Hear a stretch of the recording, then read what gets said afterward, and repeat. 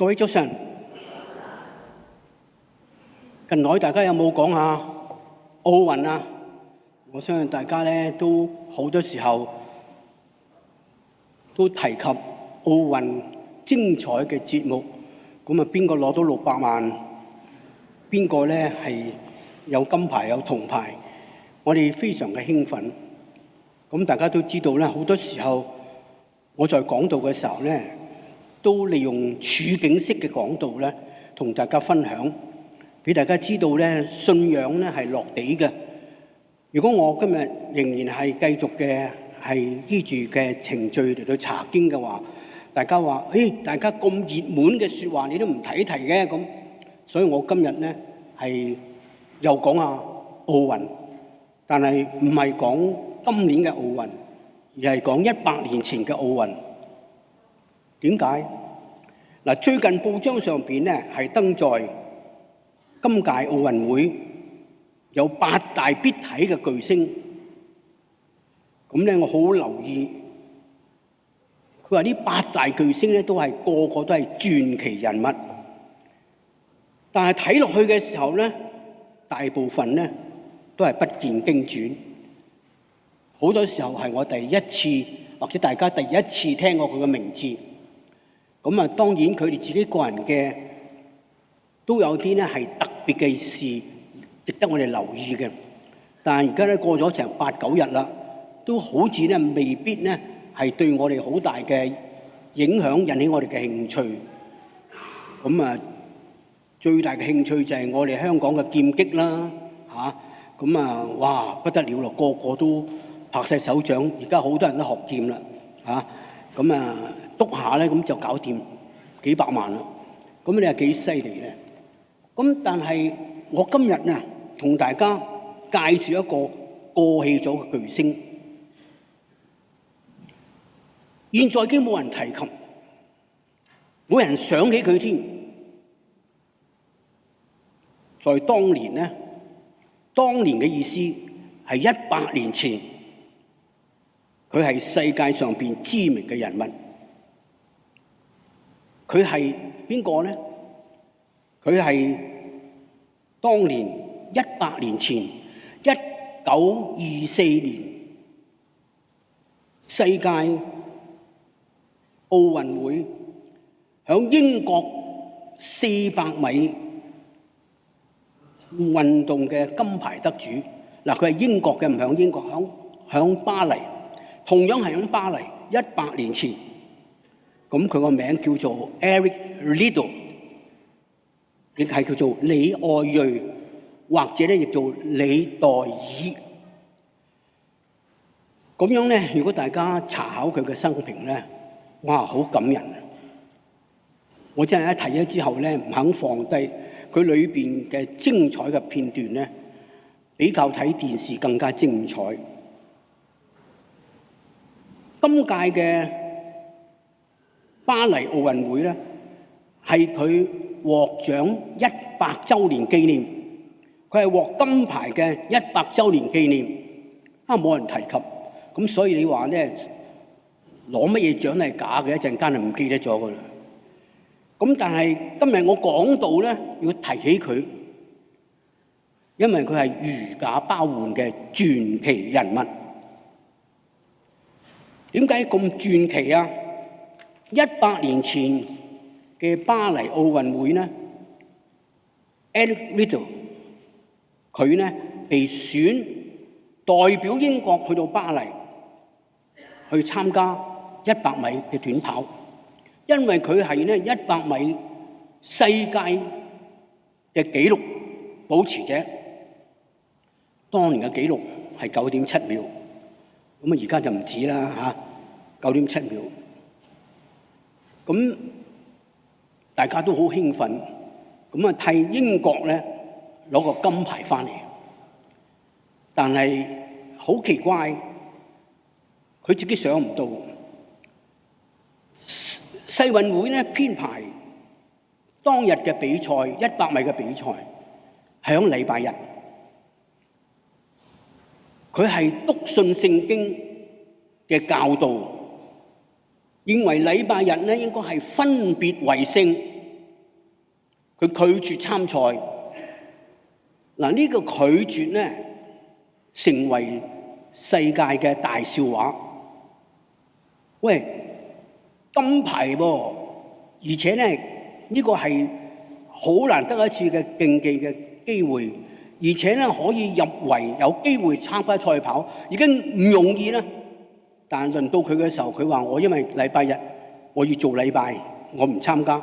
你係咪引起好多人嘅笑話咧？各位，今日禮拜日，我哋有冇分別為聖咧？好多人話而家咧上網搞掂晒啦，唔使嚟禮拜堂噶啦，或者話今日我有特別嘅節目啊，或者我約咗人飲茶。嗱，你諗下咧，一講到呢個時候咧，大家都覺得有一啲嘅好似好慚愧，因為點解咧？因為咧佢堅定佢嘅信念，禮拜日佢唔參加競賽，佢唔參加。哇！呢件事個咧引起英國輿論大大嘅抨擊，甚至咧英皇太子咧都特別出面嚟揾佢傾偈。喂，幫下忙啦！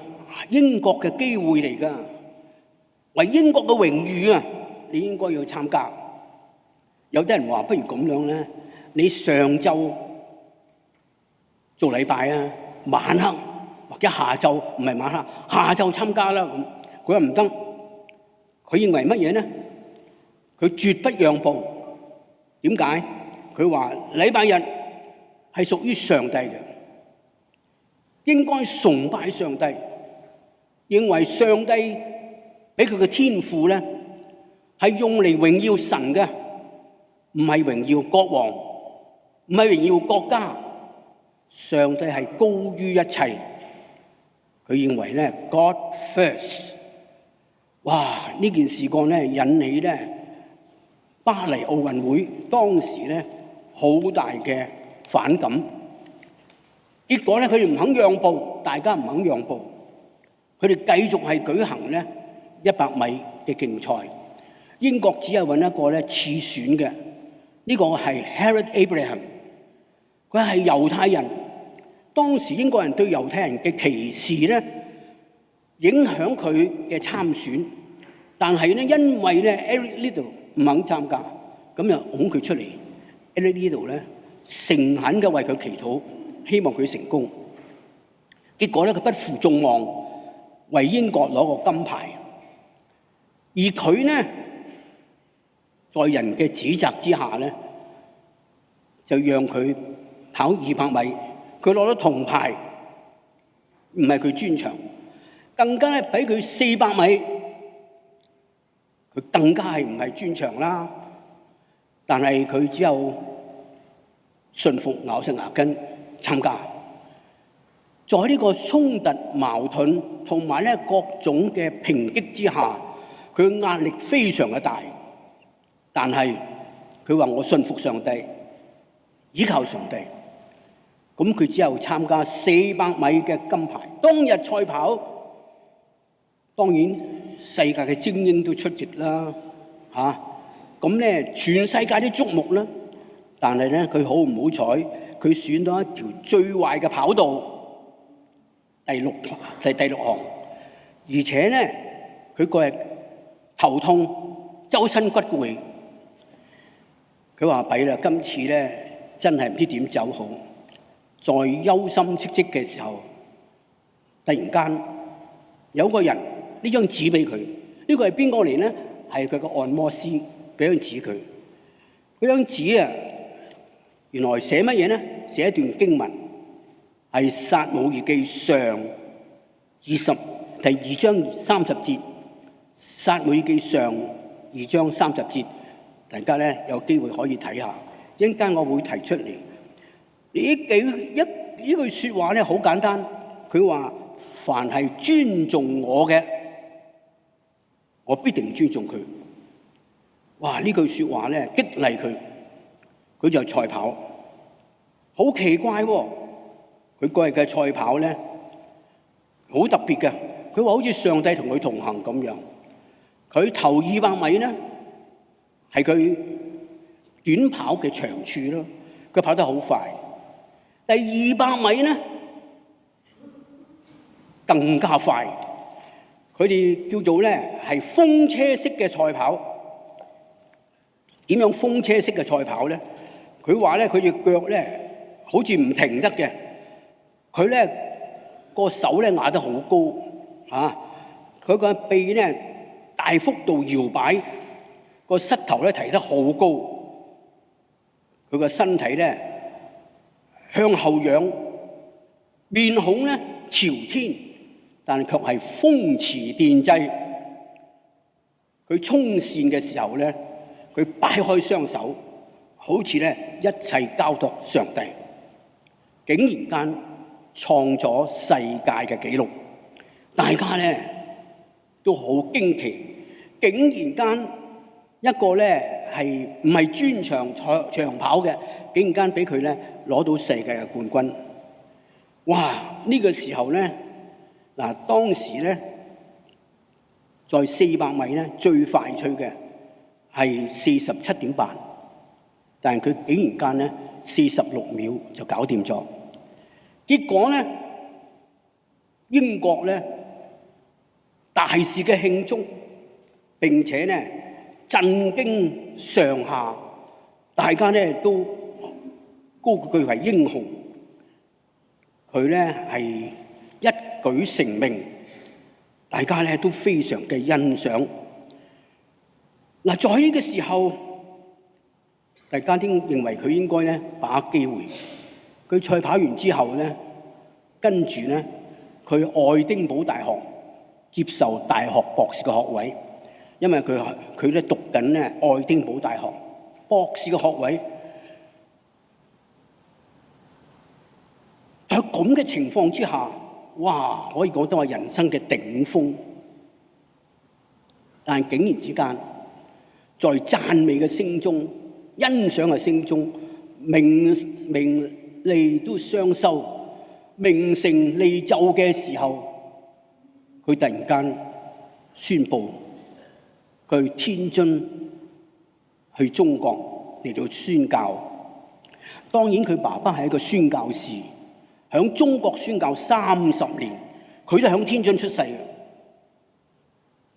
佢竟然間放棄晒一切。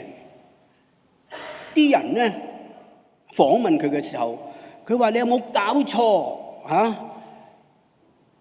你呢個時候係最好嘅時候，人生嘅頂峰，把握機會啊！可以講得係咧一帆風順，可以咧享受人生嘅一切。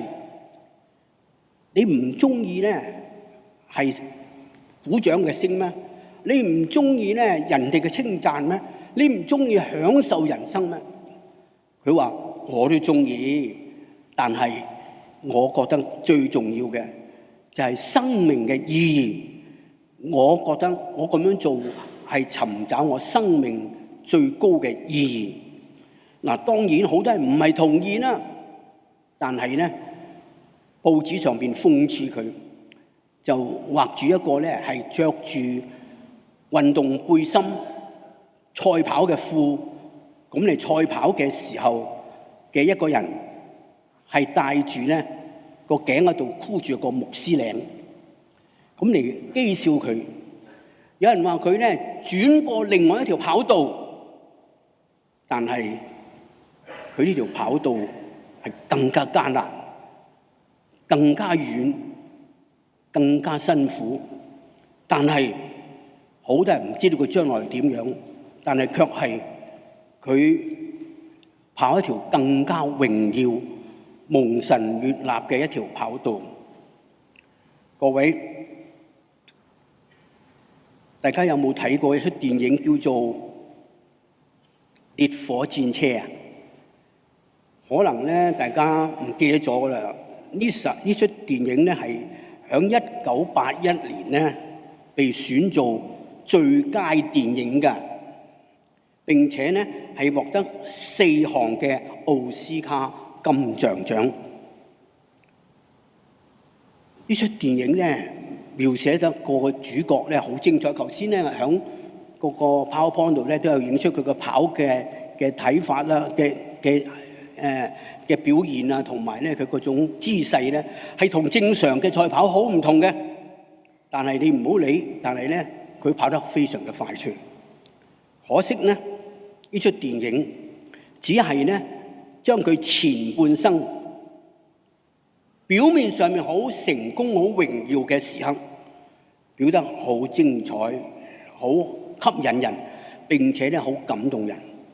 但係想唔到咧，佢嘅下半生咧更加係精彩。佢嘅人生嘅跑道比年輕嘅時候嘅跑道咧更加係感人，更加係精彩。佢做乜嘢咧？原來佢喺中國，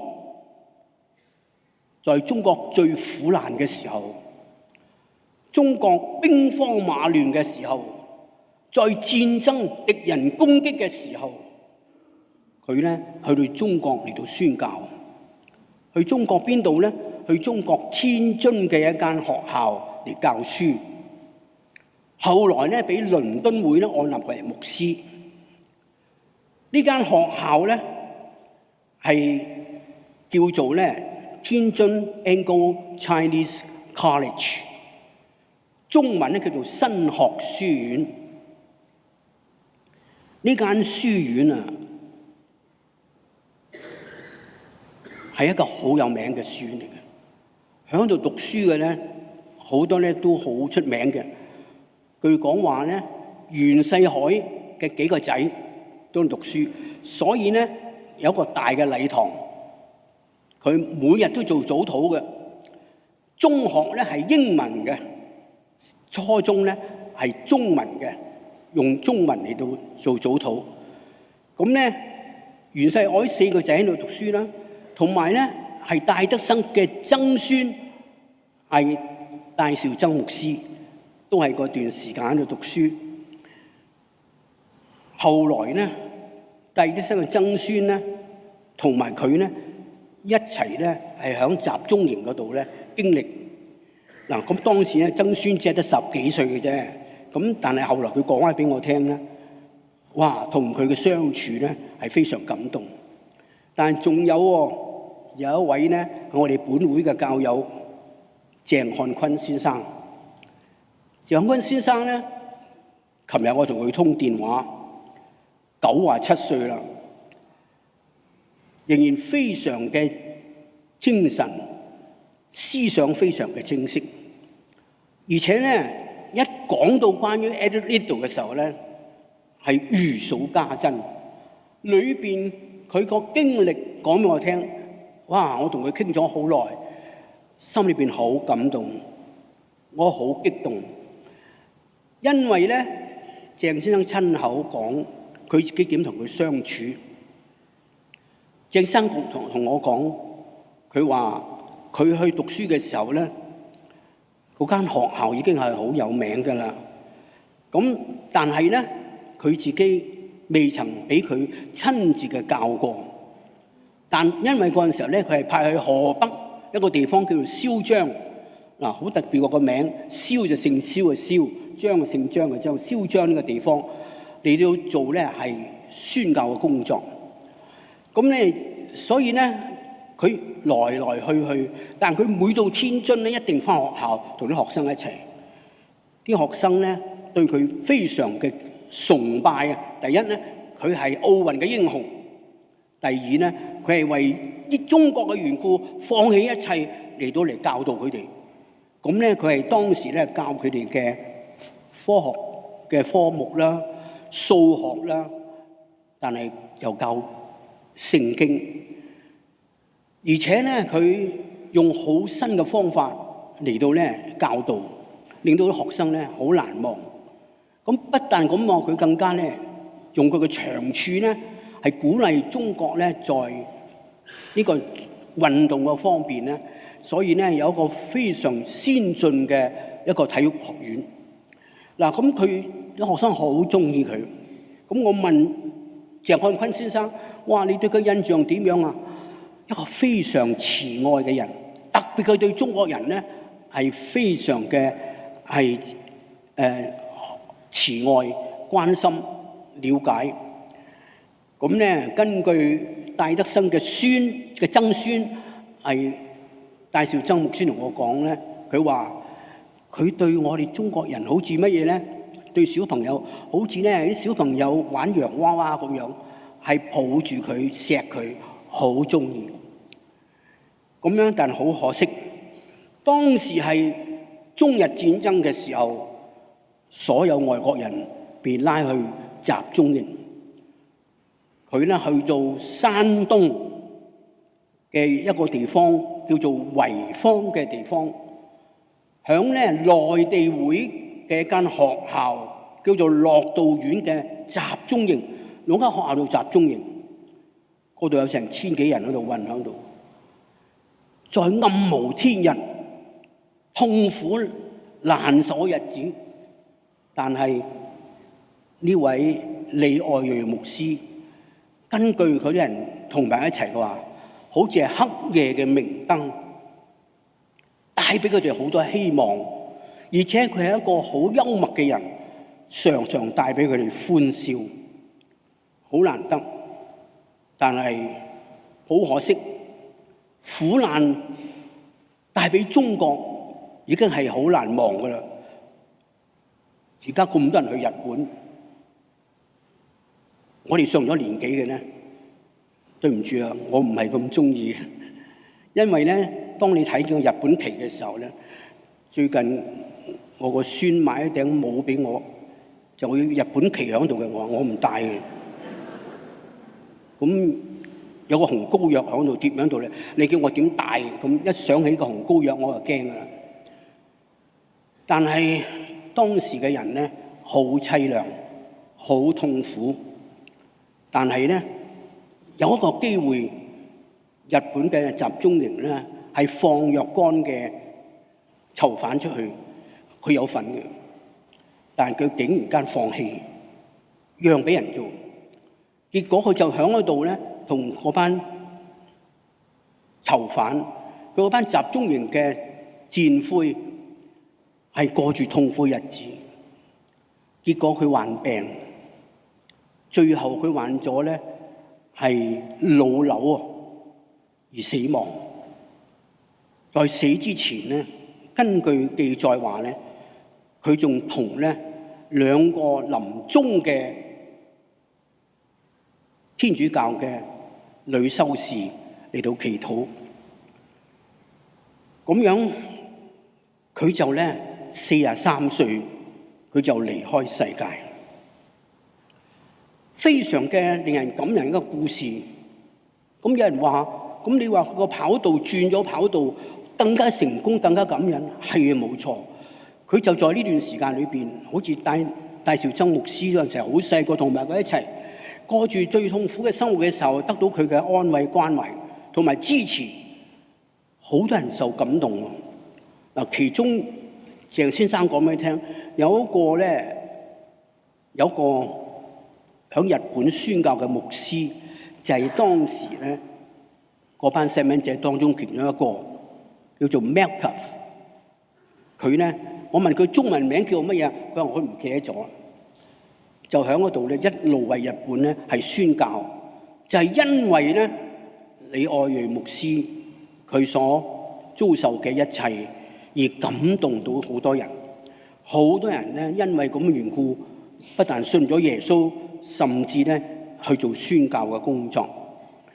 各位，我今日咧在大家為着奧運嘅時候興高采烈嘅時候，咁咧我特別提一個在香港當中教會嘅裏邊冇人提嘅人物，特別咧係俾大家注意到，100年前我哋基督教有一個咧係愛主嘅弟兄，愛主愛到點樣咧？佢篤信佢嘅信仰嘅時候，禮拜日竟然間放棄咁重要嘅聚會、咁重要嘅比賽，竟然間冇忘記禮拜日分別為聖。各位主愛嘅弟兄姊妹，讓我哋反省下，我禮拜日要嚟做啲乜嘢呢？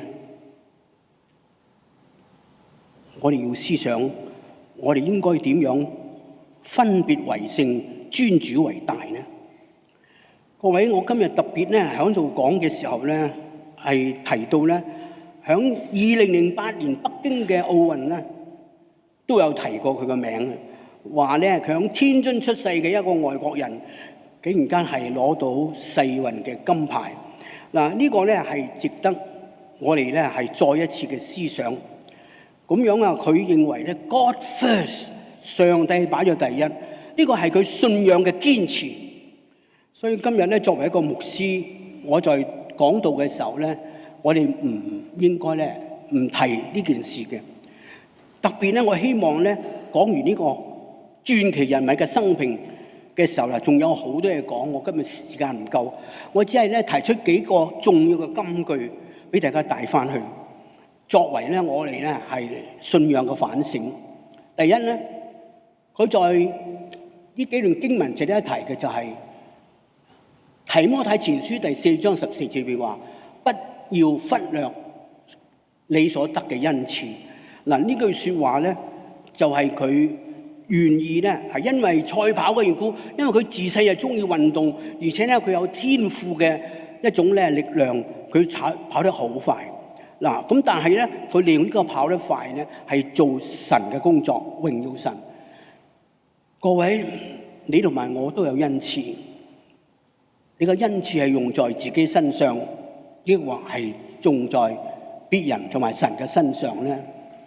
第二段經文咧就係佢在跑400米嘅時候，竟然間呢句説話鼓勵咗佢，俾佢越跑越快啊！風車式嘅賽跑，哇！令到大家咧都係難忘嘅，就係撒母耳記上第2章30節。第2章30節，因為尊重我嘅，我必尊重佢。各位，我哋冇尊主為大。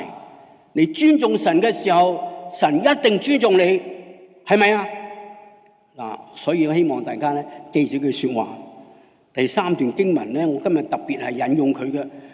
我反而咧冇講到今日咧，我哋讀經嗰幾個都好精彩啊！耶穌基督係天上嘅糧啊！我哋咧係生命嘅糧，係非常重要。但係我特別希望大家思想呢段經文，因為我哋人生都係一個賽跑嚟嘅。你同埋我都係在賽跑嘅途中。點樣跑法咧？值得我哋思想嘅。呢段經文大家好熟嘅，一齊讀好唔好啊？嗱，呢段經文腓立比書第3章，保羅咧係特別將佢自己嘅經驗分享。嗱，在聖經當中有幾段經文咧係講賽跑嘅，一陣間我會提到，大家一齊講，一齊讀好唔好啊？這不是說我已經得着了，已經完全了，而係竭力嘅追求。或許可以得着基督耶穌，所以我得着嘅。弟兄們，我不要以為自己已經得着了，只有一件事，就是忘記背後，努力面前嘅，向着標竿直跑，要得上帝所在基督裏上邊召我來就得的獎賞。各位，你嘅標竿係乜嘢呢？你在奔跑嘅時候有冇放棄呢？你有冇忘記背後，努力面前呢？各位，呢個係值得我哋反思嘅，因為啊，在賽跑嘅時候冇理由賽下就擰轉頭睇下噶嘛，要忘記背後，努力面前，向着個目標嚟到前進。人生咧就係一段嘅賽跑，有人跑得長，有人跑得短。有人跑得咧係論論盡盡啊，結果咧落後；有人咧直奔標竿，好快脆。各位，我哋要反省下，究竟我哋嘅賽跑係點樣咧？向着標竿。各位講到呢度嘅時候，可能你會想起奧運會，好有人入勝，係咪啊？我想問大家知唔知道5個圈係代表乜嘢啊？代表乜嘢啊？代表5個州，係咪啊？即係話代表呢個世界共融啦，一齊咧過住咧和諧共融嘅生活啦。5個顏色當然係有代表啦，但係有2個咧好重要嘅金句同埋格言咧，我一定呢個今日就講到提一提啦，提醒大家啫，大家都知道嘅。嗱，其中有一句説話咧，就奧運嘅精神係乜嘢啊？嗱，今日又話咧係香港精神啊，又乜嘢精神啊咁樣啦。但係個個都好精神，但係咧最重要嘅奧運嘅精神係乜嘢？你知唔知道啊？就係話人生嘅目的唔係在乎咧係爭取勝同埋敗啊，而係乜嘢咧？而係在乎參與。生命嘅目的唔係在乎勝利，而係在乎參與。同埋賽跑嘅目的最重要嘅係參與，唔係在乎勝利。當你睇到咧係勝敗應該點樣睇法咧？好欣賞今次咧嗱，琴晚咧我睇乒乓波咧，搞到我瞓唔着覺，就搞到今朝早咧差唔多唔知醒起身，哇嚇到我一跌，因為今日要講道啊嘛。但係咧，哇睇見嗰啲勝敗得失嗰種反應咧，好感人。琴晚咧係花咗我啲時間咧對個電視機好少可咁樣，哇特別睇咧爭取銅牌嘅時候咧，打到第5場。結果你爭啲咁多，就係日本得勝。我見到嗰個得勝個日本嘅女仔咧，跪喺地下喺度喊。佢得勝嘅係喊喎，因為在苦難、在困難、在痛苦、在掙扎嘅當中，佢得到勝利。好多失敗嘅，當然咧係好頹喪。好失望，但係呢句説話邊個講知唔知道啊？係喺1908年美國賓夕法尼亞州嘅大主教，佢喺聖保羅大禮拜堂，英國聖保羅大禮拜堂講呢句説話。佢話奧運嗱，在呢個奧運會嘅宗教儀式提出呢個金句咧，以後大家用我哋咧我哋參加呢個奧運啊，唔係在乎一定獲幾多個金牌，要幾多個勝利，而係在乎咧我哋參與。哇！我想到呢句金句咧，實係非常精彩。其實人生都一樣啊！我哋盡力量向住乜嘢咧？隔然係更快、更高、更強。嗱，好少人提到團結。其實最重要係第4個字，我哋大家要團結。呢個係整個世界在奧運會提出嘅，我哋咧要大家分享我哋嘅成功，分享我哋嘅失敗。我哋唔好因為成功失敗而變咗咧我哋自己人生嘅一個總結。Faster, higher, stronger and together。各位，讓我哋咧都能夠在呢個奧運嘅精神當中咧，帶俾我哋了解人生嘅意義同埋目的。所以奧運嘅人生，我哋要直奔標杆。我今日提到李愛銳牧師，俾我哋美好嘅見證。人生啊，係以榮耀神為目的。各位同唔同意啊？我哋要榮耀神為目的啊！我哋呢係一切所做嘅，是否能夠榮耀神？人生係以榮耀神為目的，無論如何。我哋要竭盡所能，要參與在其中，活在其中，投入在其中，讓我哋嘅生命有份在其中。李愛銳死咗之後咧，佢個墓碑咧係一個木嘅十字架，當年連油都冇啊！啲人用啲鞋油咧。係寫咗佢個名度啫，冇人理嘅。過咗好多年，有人咧係響嗰個墳地嘅角落頭一個木箱嗰度咧揾到佢個骸骨，結果咧就將佢安葬。咁咧呢個墓碑咧係在咧呢個濰坊，山東嘅濰坊，佢間學校有間學校，佢喺度服務過嘅花園嗰度咧，係特別紀念佢。個墓碑上邊咧係寫咗一句金句。呢個金句咧係大家都可能咧係唔知，可能應該個個都讀過晒㗎啦。就係我曾經咧在講道就提過啦。呢個金句係講乜嘢咧？呢個金句咧係響以賽亞書第40章。大家一齊讀好唔好啊？但那等候耶和華的必重新得力，他們必如鷹展翅上騰，他們奔跑卻不疲倦，行走卻不疲乏。嗱，講到呢度嘅時候咧，想到我哋咧要活出一個精彩嘅人生，直奔標杆，向住目標前進咧。咁再提下大家，我哋嘅會祖 John Wesley 所講嘅説話，呢句説話咧都印咗出嚟㗎啦。咁咧就有個機構就將呢句説話印咗落個環保袋度。咁呢環保袋我唔捨得咧玩住佢周圍用，咁我就擺喺我個書房側跟，我成日望到。咁咧所以我今日咧同大家分享，一齊讀好唔好啊？哇！呢啲叫嘅真係好，真係 John Wesley 嘅文筆真好啊！一齊讀 ：Do all the good you can, by all the means you can, in all the ways you can, in all the places you can, at all the times you can, to all the people you can, as long as ever you can。哇！精唔精彩啊？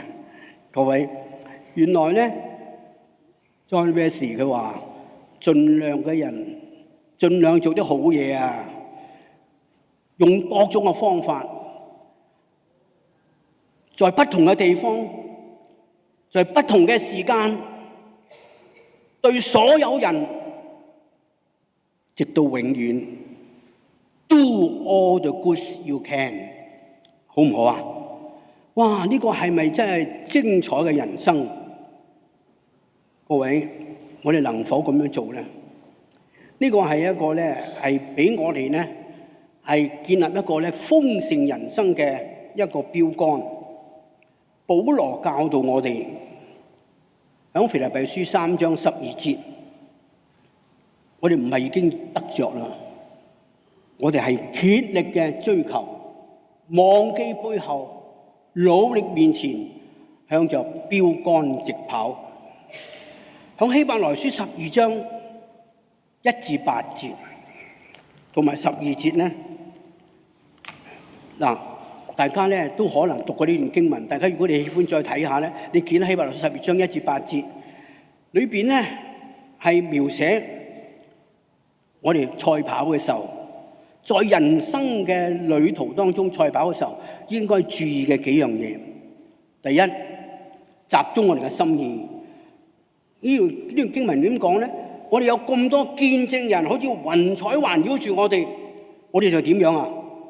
要竭力嘅追求啦，放下重擔啦，脫去纏累我哋嘅罪啦，以堅忍嘅心咧，仰望我哋所信嘅主耶穌基督，奔跑前面嘅路程啦，仰望我哋信心創始成終嘅耶穌，擺在我哋前面嘅喜樂。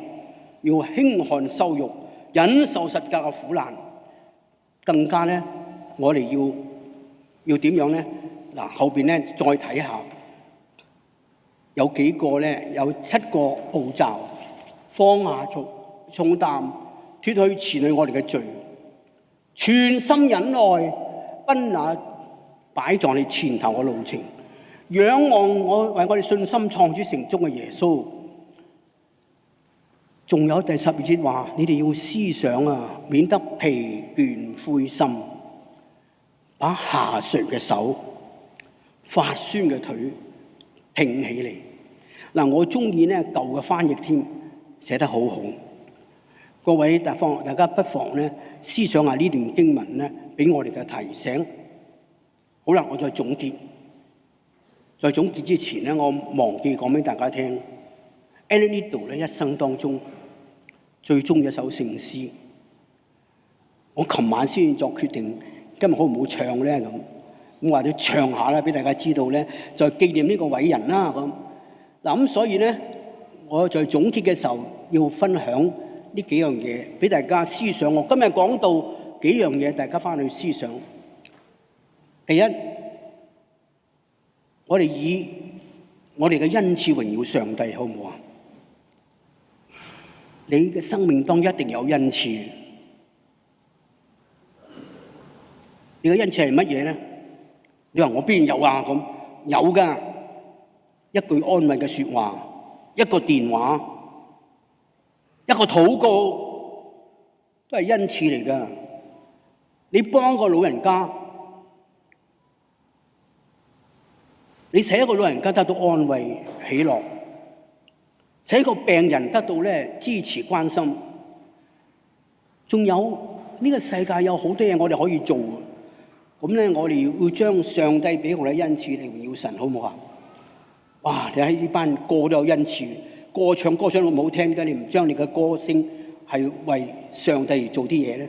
嗱，呢個好重要啊！我知道喎，我哋有位姊妹咧，將普天頌讚唱晒喎，廣東話嘅，真係精彩。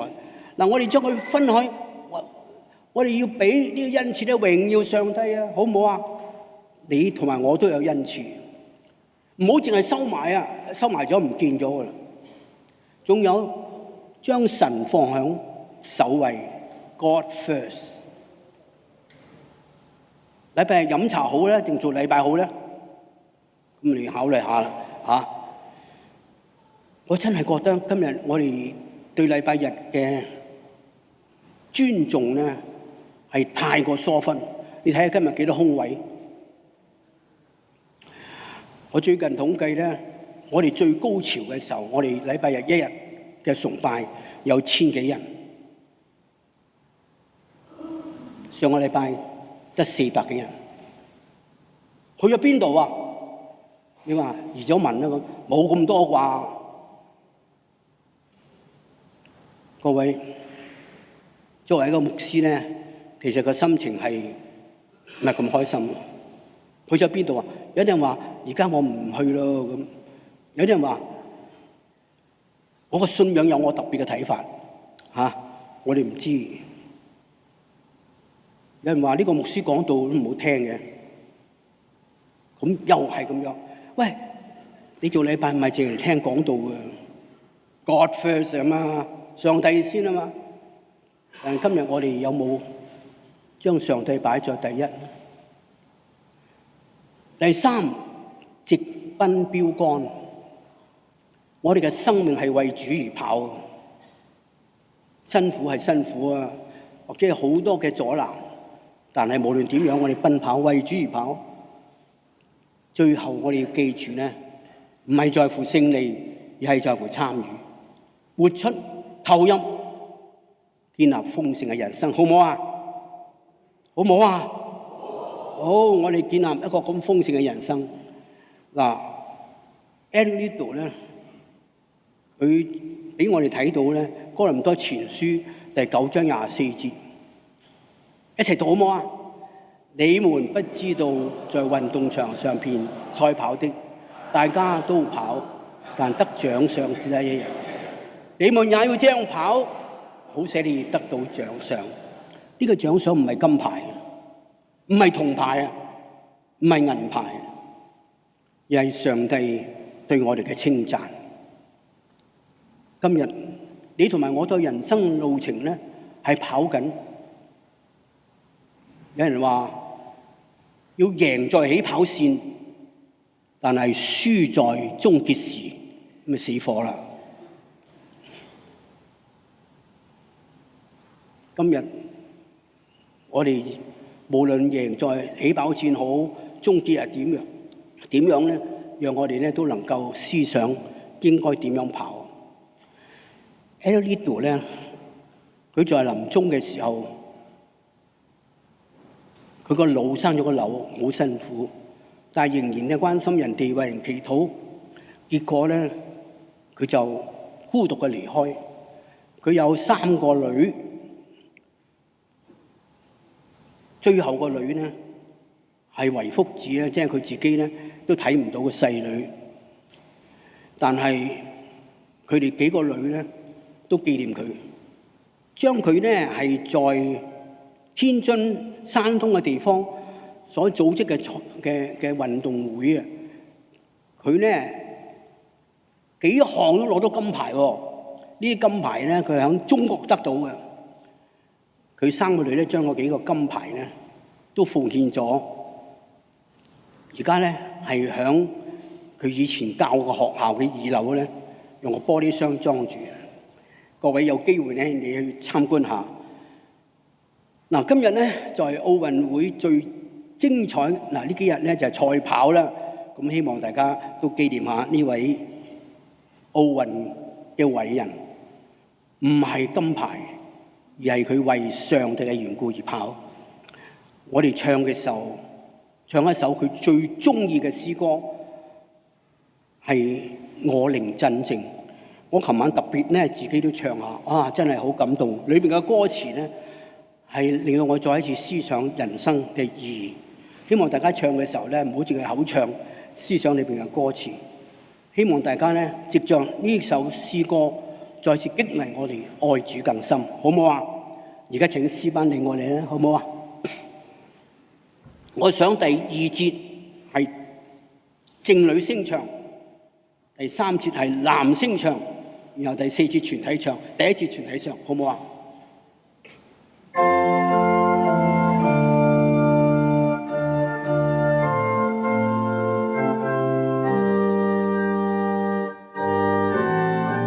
請大家起立。